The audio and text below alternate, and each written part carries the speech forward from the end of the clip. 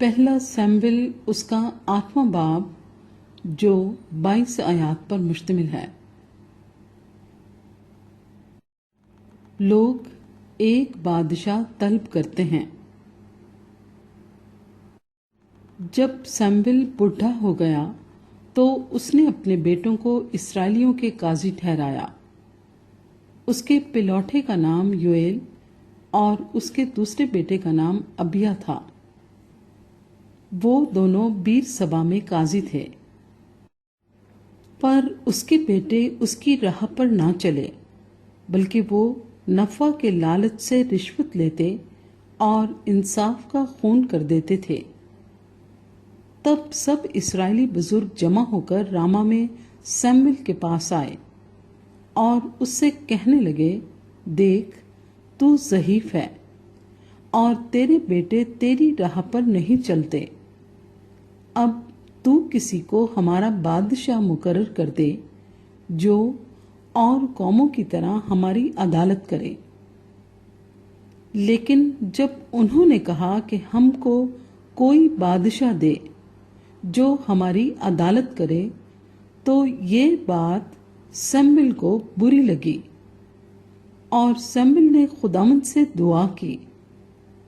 और खुदावंद ने सैमुएल से कहा कि जो कुछ ये लोग तुझसे कहते हैं तू उसको मान, क्योंकि उन्होंने तेरी नहीं बल्कि मेरी हकारत की है कि मैं उनका बादशाह ना रहूं। जैसे काम वो उस दिन से जब से मैं उनको मिस्र से निकाल लाया आज तक करते आए हैं कि मुझे तर्क करके और माबूदों की प्रस्तिश करते रहे हैं, वैसा ही वो तुझसे करते हैं। सो तू उनकी बात मान, तो भी तू संजीदगी से उनको खूब जता दे और उनको बता भी दे कि जो बादशाह उन पर सल्तनत करेगा उसका तरीका कैसा होगा। और सैमुएल ने उन लोगों को जो उससे बादशाह के तालिब थे खुदावंद की सब बातें कह सुनाई।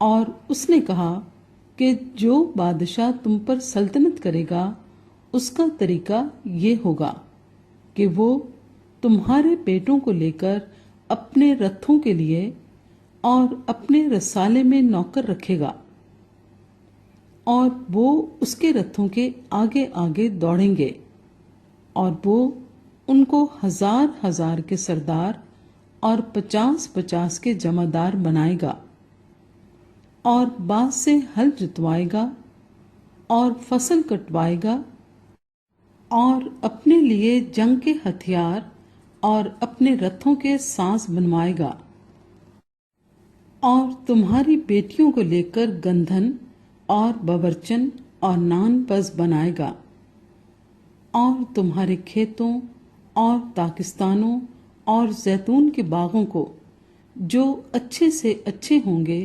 लेकर अपने खिदमतगारों को अता करेगा और तुम्हारे खेतों और ताकिस्तानों का 10वां हिस्सा लेकर अपने फौजों और गुलामों को देगा और तुम्हारे नौकर चाकरों और लौंडियों और तुम्हारे शकील जवानों और तुम्हारे गधों को लेकर अपने काम पर लगाएगा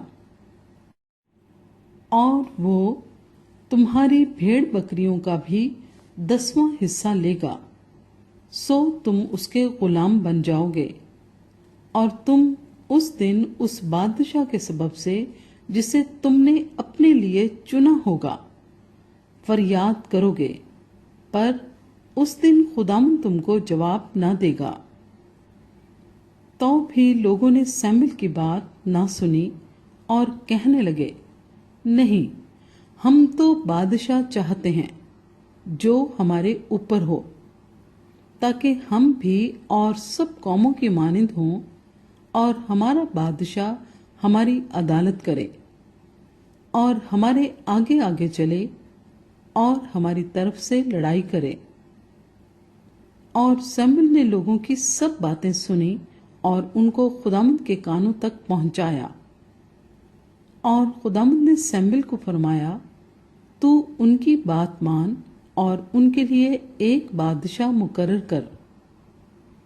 تب سیموئیل نے اسرائیل کے لوگوں سے کہا کہ تم سب اپنے اپنے شہر کو چلے جاؤ۔